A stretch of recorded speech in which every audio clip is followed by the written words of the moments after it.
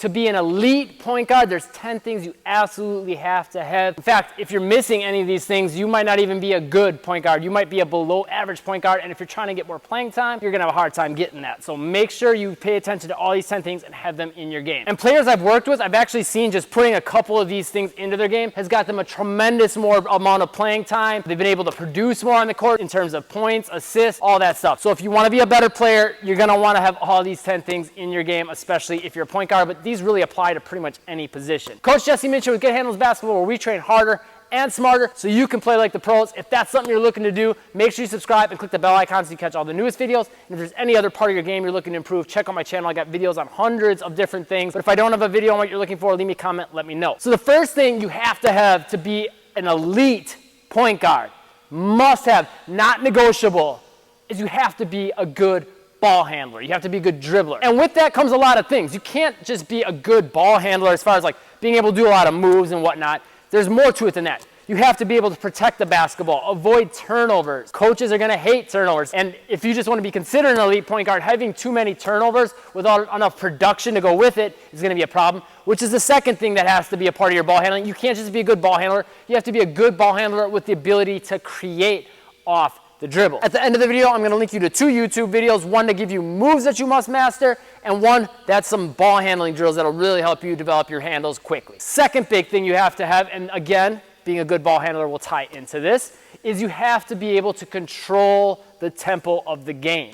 You have to be able to set up the offense and take care of the basketball while you're doing that. Create what you need to create to make the offense flow the way it needs to. It's your job as the point guard to make sure that tempo is right. Make sure everything's happening at the timing that it needs to happen. If you don't have that side of things down in conjunction with your ball handling, you're gonna have a hard time being an effective player in game situations. Third thing is you have to make patient, quick, smart decisions. Patient but quick. That might sound like a contradiction, but it's really not. It's waiting for the play to develop, making the smart, easy play and seeing that play, and then when it's there, making it quickly. So it's not about doing everything a million miles an hour. It's about waiting for the right moment, and when that moment arrives, strike quick. Fourth big tip is you have to see the floor and pass. A lot of point guards tend to get tunnel vision because they're always looking to drive and get their points. But you have to make sure you're seeing your teammates, seeing the whole floor, and seeing open opportunities for your teammates to score the basketball as well. That's going to do a bunch of things. Number one, it's going to keep everyone moving on offense. Number two, that's going to get you more assists. Number three, it's going to make your coach happy. And actually, there's a fourth thing.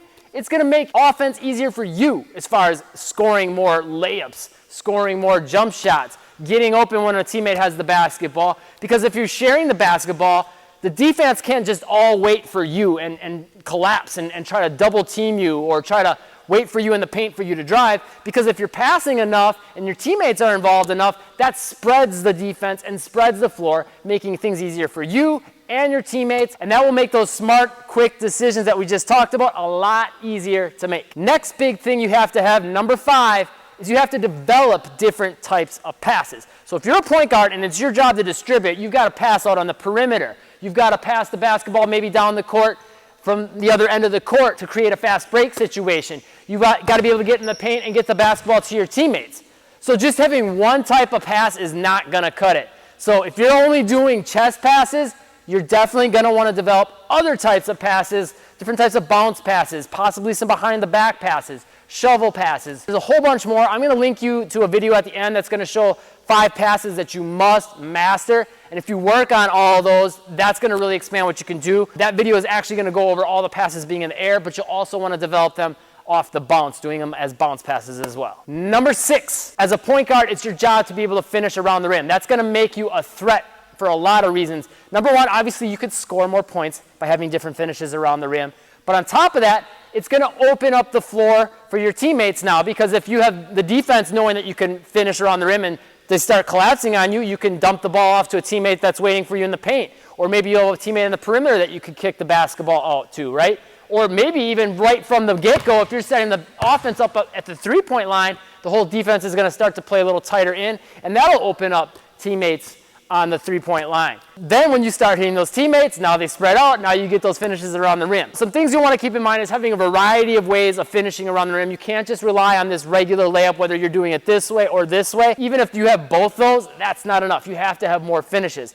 Again, at the end of the video, I'm going to link you to another YouTube video that's going to show you 5 finishes you must master. Number 7, it is your job as the point guard to be tenacious and disruptive on defense. You should be an annoying gnat that the offense hates. You should be getting after loose balls. You should be poking at the basketball from time to time when you're playing defense without getting yourself out of position so you don't get beat.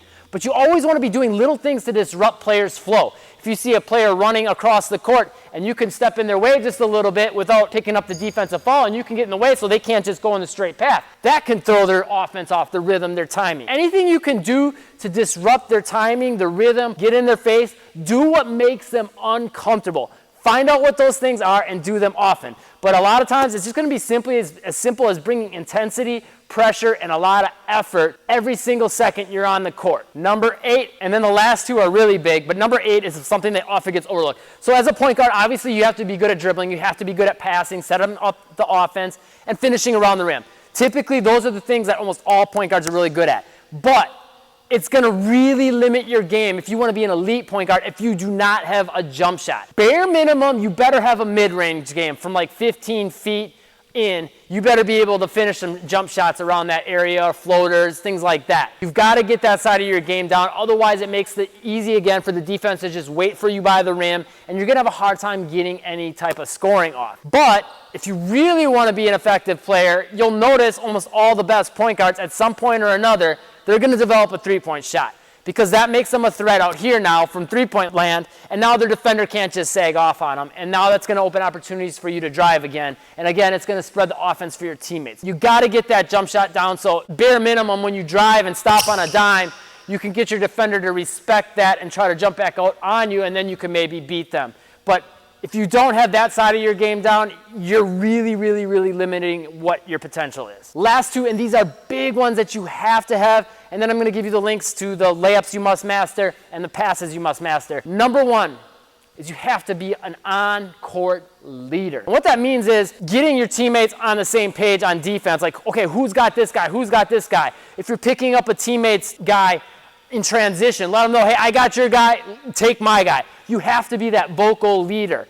In between plays, you have to be telling guys, hey, I'm going to look for you to cut. All those little details are things that are your job. You're supposed to be the leader, making sure everyone's on the same page, that you're noticing the details that can help your team get an advantage, and you vocalizing that to the team. Not just vocally, though, you also have to do it with your actions. If you want everyone on court to be playing intense defense, you can't go and tell everyone to do that if you're not doing it. So you also need to lead by example. Or if you think that the team needs to pass the ball more, maybe pass up a couple shots that you think, okay, I can maybe get this off, but it'd be slightly contested. Take that opportunity to make the pass to lead by example. Little things like that. Or maybe you're telling your teammates, hey, we got to be more aggressive on offense. We got to take it to the rack. Lead by example. Whatever it is you want to tell your teammates to do, you got to be doing as well. And number 10, and this gets often overlooked, something you're probably not thinking of, something probably most people don't think of, you have to be a leader off the court. So I'm not just talking between plays, I'm talking like off season. Trying to organize time for you guys to get some practice in, to work on some drills. Maybe saying, hey, I found this drill on Coach Jesse's YouTube channel that you can work on, right? Or maybe it could be you guys getting some pickup basketball in. You guys having like, okay, this is the workouts we're going to do. Maybe we're not going to do it together, but let's stay on each other and try to outdo each other and compete with each other so next season we can come back better players. Or I noticed this little play we could be trying, or this technique we could be doing on our screens. Or maybe you notice, something that's not that you're going to do, but something like you got a post player and you're like, hey, I found this move. I think it would really add a lot to your game. Maybe you should check it out.